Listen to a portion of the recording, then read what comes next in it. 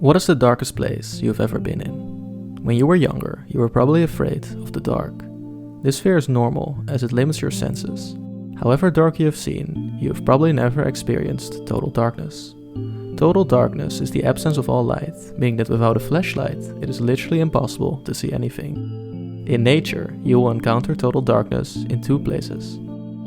The first place is in caves. If you venture deep enough, you will come to find that every photon of light is gone. The second one is the ocean. After descending 1000 meters or 3300 feet, you will enter the aphotic zone. Even though it is impossible for photosynthesis to happen here, life exists. The aphotic zone is home to the giant squid, the anglerfish, and many more creatures, discovered or otherwise. We have observed some, but just realized that once this light is out, these creatures are still here, swimming around in a never-ending midnight.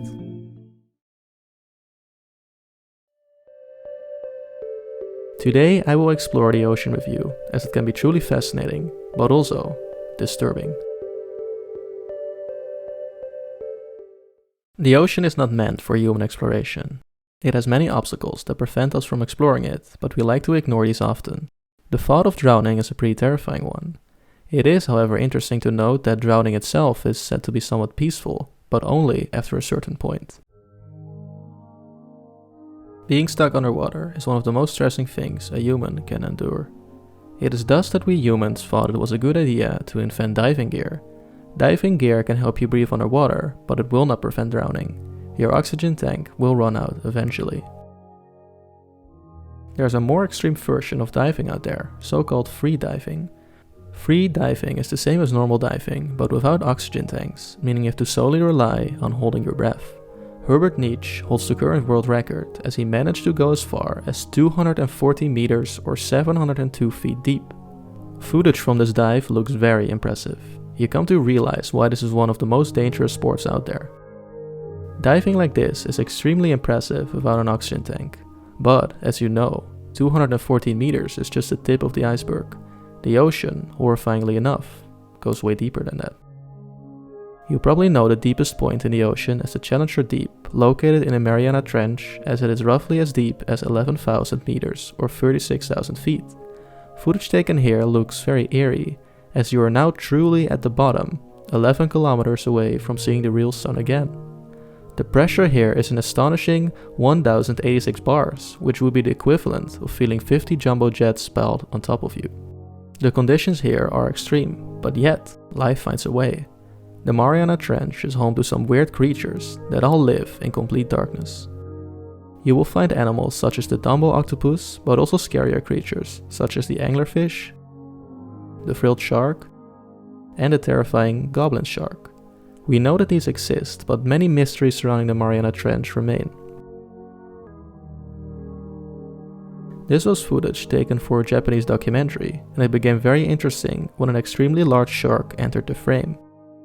The shark was believed to be around 15 meters or 50 feet long, which would be abnormally large for any shark species that is alive today. This video remains a mystery, but it does make you wonder about what other sharks we have yet to encounter. It is because of this that it's always fun to fantasize about possible sea monsters. One that comes close is of course a giant squid. Giant squids can become an insane 13 meters or 43 feet long, which is very terrifying. Their eyes are as big as a human head, so you can see why their appearance is so disturbing. The giant squid was first discovered and described in 1925, but has probably been spotted and seen many times before that. The giant or the colossal squid could even be an explanation for many sightings and stories of the kraken. What I find fascinating about squids is that it seems that the deeper you go into the ocean, the larger and scarier the species becomes. At the surface we have small and harmless little squids, but they become larger the deeper you go, until you reach giant and colossal squids. Then, at an even deeper level, lives the newly discovered Magnapina squid. Magnapina squids are usually not as long as giant squids, but they look more alien than any other, as these have weird and long tentacles. I especially like this 2007 footage of the squid, because despite being 100% real, this feels like it's from a found footage horror movie. It is believed that as of now, only young Magnapina squids have been observed, so chances are that much bigger versions exist. There's definitely an obsession with trying to prove the existence of sea monsters, or perhaps an animal that is larger than a blue whale. One obvious one is of course the bloop, but I'm beginning to be doubtful about its existence, as more evidence debunking the sound is coming out. Could there be an enormous, undiscovered monster living in the depths of our ocean? Would it live in complete darkness, or does it live higher up towards the surface? You would think that the larger the creature, the easier it would be to find. But the ocean is vast and deep. There's so much we haven't explored yet. And to add to this notion, the Challenger Deep is probably not the deepest point in the ocean. It is often regarded that only 5 to 10% of the ocean has been mapped. This is true in a sense if we're talking about accurate mapping. As it turns out, we have actually mapped 100% of the ocean, but this map is very low in resolution. Any feature that is a mile or 1.6 kilometers or bigger can be seen on the map. This gives a general picture of the content in the ocean, but it remains scarce, meaning that the current mapping probably won't help us find deeper points with large sea monsters. One person who loved to imagine these extremely large sea monsters was H.P. Lovecraft. Lovecraft's work was terrifying in its own right, showing and describing monsters that are so enormous that you cannot fathom how large they actually are. But will we find Cthulhu at the bottom of the ocean? I certainly hope so. There have been many bloop-esque sounds recorded in the ocean. All of these sounds represent something extremely large, so it's not impossible for this to be a giant sea monster. Even though H.P. Lovecraft sparked the fascination for gigantic sea monsters about 100 years ago, it is still very popular today on the internet. There are tens of thousands pieces of art and animations depicting sea monsters, the one more terrifying than the other, and some of them real. But the theories don't end with sea monsters. What if aliens are hiding in our ocean? One could argue that jellyfish and octopuses are aliens, as they inhabit unique traits that no other animal has. Even more interesting, there's a species of jellyfish that is practically immortal, as they're able to regrow their body. An octopus also has a very complex and unique DNA system, one that is extremely advanced. Now, could actual aliens exist under the ocean? I say it's unlikely, but it would make a good hiding spot. In 2011, the Swedish diving team named Oceanic discovered an anomaly in the Baltic Sea. They discovered the Baltic Sea anomaly on a sonar image, which showed this. This structure definitely looks like a UFO. The anomaly is claimed to be 60 meters or 200 feet in diameter and supposedly has ramps, stairways, and other structures that are impossible to be produced by nature. When the group tried to get closer to the object, they experienced a mysterious electrical interference. This discovery has been criticized, but not proven wrong. Pictures like these are renderings of artists, as we don't have any real photos yet. Aliens might be hiding in our oceans, but maybe we're not looking in the right place. There's this somewhat popular belief that states that aliens live underneath the ocean. Interestingly enough, there are actual oceans underneath the Earth's mantle. This is an amazing scientific discovery, as there is up to 3 times more water in volume underneath the Earth than there is on the surface. What if there was life in these secret oceans? Unfortunately, the many articles that wrote about this phenomenon clickbaited us, as they're not oceans of liquid water, but ocean-scale amount of water trapped inside the lattice of ringwood crystals. This is a bummer, but there are definitely mysterious and unexplored oceans. Take outer space oceans for instance. This is Europa, one of Jupiter's 79 moons. Europa is special, as it has a water ice crust. The moon is somewhat similar to Earth, hence its name, and thus might be habitable. Right now there's a 2024 NASA mission plan to send an orbiter that will explore whether Europa is actually habitable. Maybe someday we will send humans there and we get to explore these mysterious oceans. While impossible now, it is possible to explore fictional oceans. In the now quite popular indie game Subnautica, you explore an Earth-like planet that is one gigantic ocean. This ocean is extremely intriguing, as it has its own unique life, ranging from cute to downright terrifying. Subnautica is scary because of the ocean's mystery and the creatures becoming more and more unsettling. If you've played it, you know how it feels to encounter the Leviathan for the first time, and let me tell you, it is not pleasant. Subnautica actually has a lot of lore and has you finding large fossils that suggest a gigantic life that once inhabited this ocean. On the other hand, Subnautica is also great if you want to experience exploring an ocean. You get to see many cool scenery, which might be intriguing to some and scary to others. Definitely go and play Subnautica if you haven't before, because it can be beautiful and dreadful at the same time. Then there's this short but impactful game called Drowning Simulator. Now, Drowning Simulator is more of a warning than a game, but it's surprisingly good at what it tries to accomplish. This short game depicts two French men on a sailboat sailing in the middle of the ocean. When one of the men goes to check on the main sail, there's a sudden gust of wind, causing the sail to hit him, which makes him fall in the water. The man is obviously in shock, and to make matters worse, the water turns out to be ice cold. As the sailboat is unable to rescue the man, we see his panic increasing.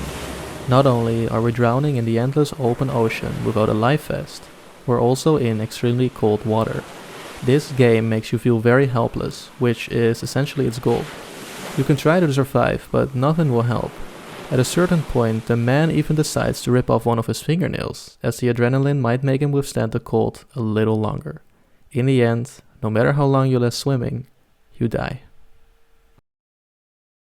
Games like this make me wish for more horror games taking place on or in the ocean. The ocean brings a feeling of helplessness, a feeling that is explored very well in a relatively new horror game called Iron Lung. Iron Lung may not be a very long or graphically impressive game, but its gameplay, setting and general aesthetic is very effective. The game, like Subnautica, does not take place on Earth. It takes place after the so-called Quiet Rapture, a galactic-wide event that saw the disappearance of every life form in the universe, with the exception of people living on space stations. You play as a convict who can earn his freedom by exploring an ocean consisting of blood on an alien planet.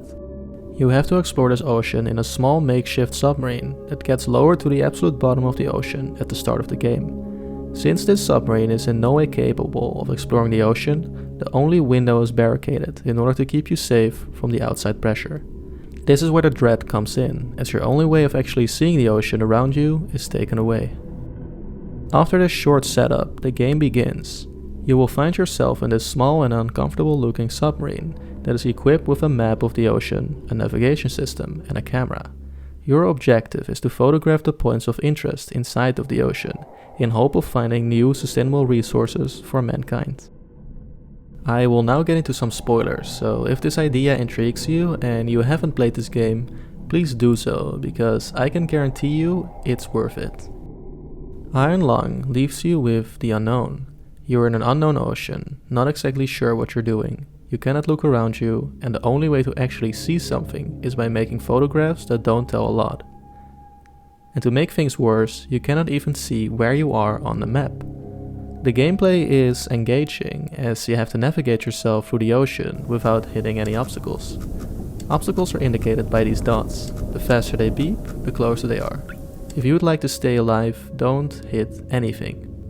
The first few photographs turn out to be relatively easy until you encounter many problems with the submarine. Leaks will start happening, your oxygen levels decreases, and you might even find yourself fighting a fire. Fortunately, there is a fire extinguisher on board. The ocean you traverse has a lot of mysteries, and judging on the large fossils, had a lot of life in it. When you have completed almost all locations, you're met by a not so small obstacle. There's a certain point in the game where you seem to be close to a barrier, something you have seen before. But when you try to avoid this barrier, it only seems to come closer and closer. While panicking, you realize what is happening. When you turn your submarine and face the barrier to photograph it, you get to see this. A giant eye of a monster that is even more gigantic. The game does not end here, but I'll leave the ending unspoiled, as you have to experience that for yourself. Iron Lung is an amazing game. The atmosphere is awesome, the music is scary, and the gameplay is quite disturbing. The horror of exploring an alien ocean is awesome, as you have no idea what or who to expect. When you find out that there is still life in this sea, and when the submarine starts leaking, things become terrifying. Knowing you're gonna die is scary, but knowing you're gonna die no matter what you do is unsettling on a whole nother level. In Iron Lung, you're stuck on an alien ocean, but what does being stuck on one of Earth's oceans feel like? Being stuck on the ocean does not seem like any fun. The ocean brings a sort of unpredictableness, and it feels extremely lonely and hopeless. These mental obstacles aren't the only obstacles the ocean inhabits, as the Earth's waters can become quite fierce. YouTube has many videos that show extreme sea storms. It's videos like this that really bring into perspective how wild the sea can get. I have to admit, while haunting, these videos are pretty intriguing. I mean, have you seen how big waves can get?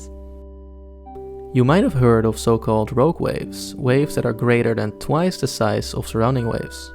The first ever recorded rogue wave occurred on January 1st, 1995, as it struck an oil drilling platform 100 miles from the coast of Norway. This platform was built to withstand waves as tall as 20 meters or 64 feet, but this wave turned out to be 25.6 meters or 84 feet tall.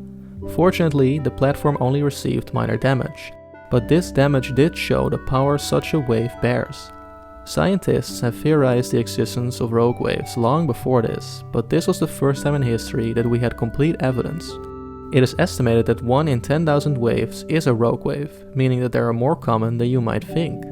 Waves that get as high as this or even higher can be extremely alarming and even fatal when it comes to oceanic exploration. While technically not waves, tsunamis can get larger than rogue waves. A tsunami is a series of extremely long waves that is usually caused by an earthquake on the ocean's floor. The largest ever tsunami occurred in Alaska on July 9, 1958, and was believed to be over 520 meters or 1700 feet tall. Besides the many dangers, we do like to explore the sea. Even though it is the largest, and thus probably one of the more dangerous oceans, the Pacific was already being explored in the 16th century. If we take a look at Google Earth, we see how big the Pacific Ocean actually is. It takes up roughly 1/3 of the Earth's surface, as it is the biggest ocean in the world. What is insane is that if you zoom out and look at the Pacific, it covers your entire view of the planet. It is also this ocean where we will encounter the loneliest point on Earth, Point Nemo.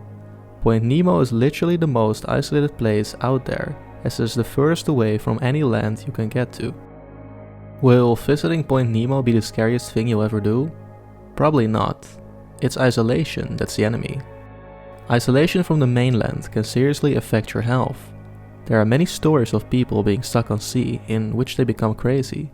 The fierceness of the sea, dehydration, the same landscape for days, weeks or months, and the same people every day, unless you're alone, all contribute to this. You are literally stuck, and the only way to survive is to stay where you are. On November 17, 2012, 2 shark fishermen from Mexico named Alvarenga and Cordoba planned a 2-day fishing trip in the Pacific Ocean on a small fishing boat without a sail or a motor. The more experienced fisher, Alvarenga, knew that a storm was coming, but he had seen worse before. During their trip, the storm became so rough that Cordoba was tossed into the water, but he was saved by Alvarenga. The men lost their radio and fishing gear, and the boat had no cover. All they had was an icebox in which they stored their fish. After 7 days, the storm had lifted, but they knew that they drifted far away from Mexico. The boat they were on would have never been seen by airplanes, as it had no mast and no flares. Dehydration became their first enemy, as they didn't have access to any filtered water. It eventually rained, so they were able to collect some rainwater. The men had to fish without a hook, using their bare hands. The fish they caught using this technique provided some sustenance, but it wasn't enough. With the lack of water and protein and the constant heat of the sun, the men were in real trouble. When seabirds began lingering in their boat, they resorted to catching those, drinking their blood. The blood they drank and the meat from the birds helped them survive. As the days went on, Cordoba started to go insane, as any man lost on sea would. As he eventually couldn't stomach the fish and birds no more, he died in a relatively peaceful way. Alvarenga was now all alone, without anyone to talk to. He kept faith, and even recalled several cargo ships passing by, but he might have just imagined this. After 438 horrible days of floating on the Pacific, Alvarenga saw land. He swam to the shore and reached the Marshall Islands. He was then rescued by the locals and eventually flown back to Mexico. Not many people would have survived what this man went through. His journey was beyond insane, a fight against the ocean. Alvarenga suffers from PTSD as he is afraid to go back into the water and has many sleepless nights. As he said in his own words, "The ocean keeps haunting me." The Lighthouse captures the feeling of isolation perfectly. Released in 2019 and directed by Robert Eggers, The Lighthouse shows us two lighthouse keepers, or wickies, that have to stay on an isolated island for 4 weeks, taking place during the 1890s. These 4 weeks are eventually extended as a sea storm prevents the boat from picking them up from the island. We see how these two men slowly go insane and how they resort to heavy drinking. When their booze storage is gone, they make a mixture of turpentine and honey, as alcohol is the only distraction they have. The Lighthouse shows us truly how horrifying isolation can be. The sea is a barrier, and no matter what we do, the sea always wins in the end, as it steals our sanity and takes away our freedom. Besides light from lighthouses, the ocean at night becomes quite scary, as it becomes this endless absence of brightness. There are many videos that show how dark the ocean gets. It is quite frightening. Besides the light on these boats, you see nothing but a void, a dark abyss. There's something that is not quite right about the ocean at night, so I had to find it for myself. We're going to the ocean! And that's why I went on a little journey at night alongside 2 friends to witness the darkness and eeriness of the ocean after the sun had set. While a fun trip, I didn't see too many interesting things, besides a lot of dead jellyfish. The ocean really becomes an abyss, something that should not be ventured at night. The following could serve as a warning for what might happen when you enter oceanic waters at the wrong time. On March 16, 2009, Michael Spalding attempted to swim a marathon in channels between the islands of Hawaii. Michael swam in the dark of night and was accompanied by an escort boat and a kayak. After 60 kilometers or 10 miles, the ocean turned so dark that Michael was unable to see the kayak. He requested to turn on the emergency lights on both the kayak and the boat in order to see better, as it would have been extremely hard for the boat to find Michael if he was to lose contact. This emergency light attracted life from the depths of the ocean, as Michael started feeling something bumping into him, which he assumed was a squid. It made him uncomfortable, but he continued to swim. After the 4th bump, Michael felt a sharp prick near his upper chest. The pain from this presumed squid sting was excruciating, so he started to panic and climb onto the kayak. As he was about to push onto the kayak, he felt a hit on his left leg. He ran his finger on his left leg and felt an almost 6.6 centimeters or 2.6 inch deep hole where he had been hit. The wound Michael received was the one of a cookie cutter shark, a small shark that is known to take a perfectly round bite out of its prey. Cookie cutter sharks have proved themselves to be very dangerous, as they are even known to attack submarines. It is believed that Michael Spalding is the only person that has ever been bitten by one. He fortunately survived the bite and later went on back to swimming in open water again, completing his attempt in 2011. What is remarkable about this story is that cookie cutter sharks usually live below 1,000 meters or 3,200 feet. The light from the boat and the kayak attracted the shark, a consequence of so-called vertical migration. Because certain predatory fish need sunlight in order to hunt, when the sun goes down, fish that live deeper in the ocean come up because it's safer for them. This in return causes larger predators such as giant squids or cookie cutter sharks to migrate upwards. Just one more reason to not swim in the ocean at night.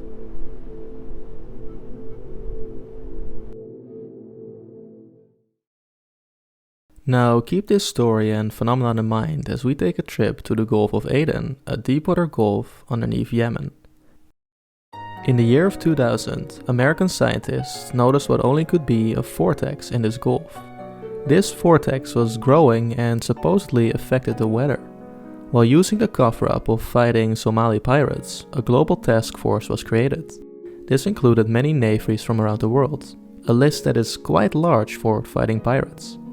What this vortex exactly is remains unclear, but there are some theories suggesting that it's either interdimensional or extraterrestrial. One popular theory suggests the development of an artificial sun. This sun is supposed to be used for clean energy research and can allow for some form of fusion. This project might have attracted smaller fish from depths, which in return attracted a gigantic sea monster, a situation similar to the cookie-cutter shark story. This could explain why the global task force created was so substantial.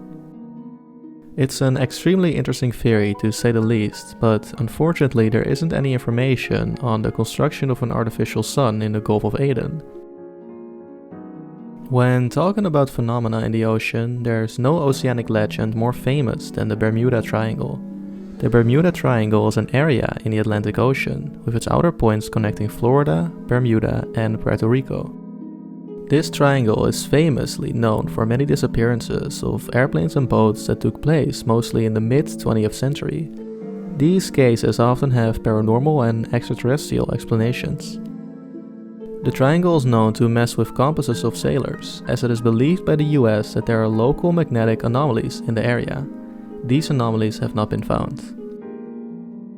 Besides there being many shipwrecks here, I would like to talk about a very notable one that also sank in the Atlantic Ocean, the Titanic.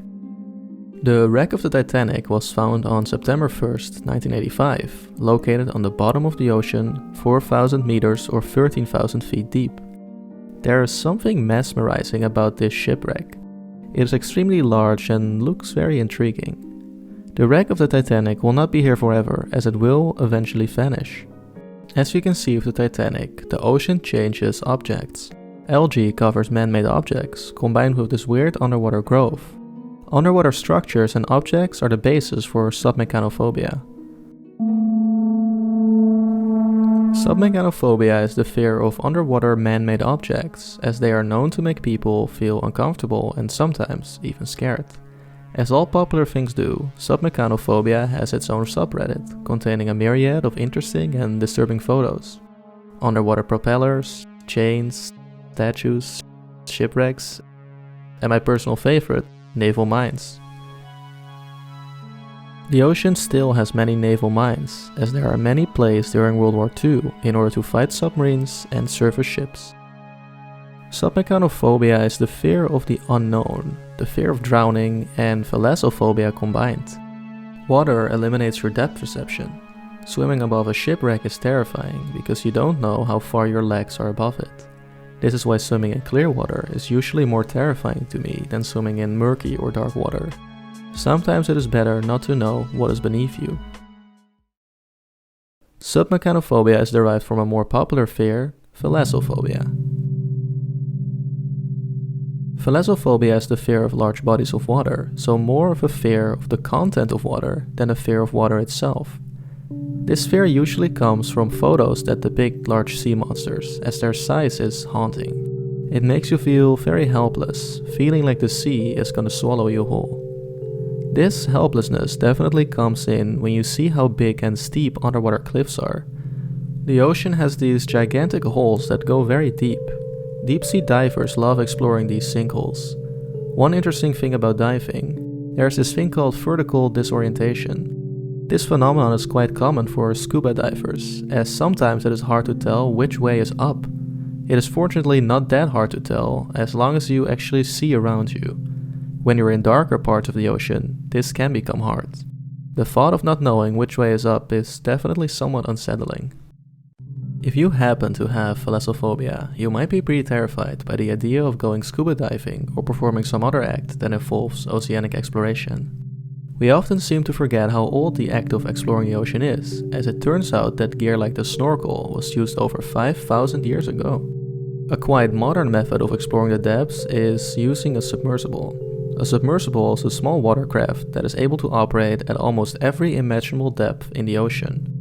A somewhat precursor to the submersible is the diving bell. The diving bell is used to transport divers from the surface down to the depths. It has to be controlled by a cable, meaning someone on the surface has to lift it. Oceanic exploration like this does unfortunately not happen without accidents. The Bifor Dolphin was a semi-submersible offshore oil rig that is known for a very horrific diving bell accident. On November 5, 1983, 4 divers were in a diving chamber system that was connected to a diving bell. The 4 divers were assisted by 2 diving tenders, whose job it is to assemble and prepare the diving equipment. As you can see in this picture, chambers 1 and 2 were connected to a diving bell. The connection is sealed by a clamp, operated by 2 tenders, who were experienced divers. There's a third chamber connected, but this was not involved in the situation. The divers worked in shifts, alternating between the 2. After the third and fourth diver returned, they joined the trunk and climbed into chamber 1. This is how a normal procedure usually goes.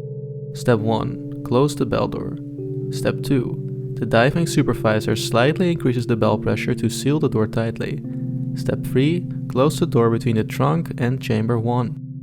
When the men were carrying out the third step, one of the tenders opened a clump, which resulted in an explosive decompression of the chamber. The blast caused by this explosion instantly killed one of the tenders and left one severely injured. The 4 other divers also passed away in the positions indicated in this diagram. The deaths of the divers were instantaneous and painless, but were definitely horrifying, as it turns out that the 4th diver's body exploded internally, causing an injection of his abdominal organs. The error that happened here was likely due to miscommunication and fatigue. The divers worked in 16-hour shifts, but the planned use of overtime was not uncommon. The incident also occurred due to an engineering failure. The diving system that they used in 1983 was quite outdated and lacked fail-safe hatches, which would have prevented the trunk opening while the system was under pressure. Even though this is a very extreme example of the dangers of saturation diving, it is not for the faint-hearted. Because saturation divers work hundreds of meters underwater for long periods of time, they are required to live at the same pressure of the seabed they are working at. This is combined with the fact that they have to stay in the decompression chambers for up to 28 days and thus have to live in a very small, confined space. Conditions for saturation diving are extreme, and it is therefore no surprise that it's a well-paid job. Some divers even have to work in the dark and will be accompanied by big fish.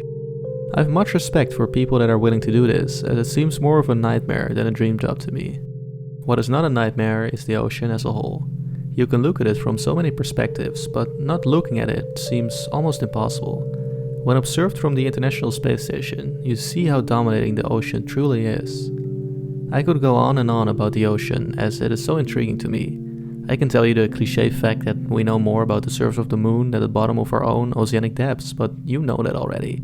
The ocean is, without a doubt, underexplored. Thalassophobia photos actually seem kinda inviting to me. I want to see those gigantic cliffs or cool bioluminescent creatures that brighten the ocean. But on the other hand, I also do not want to get bit by a cookie cutter shark.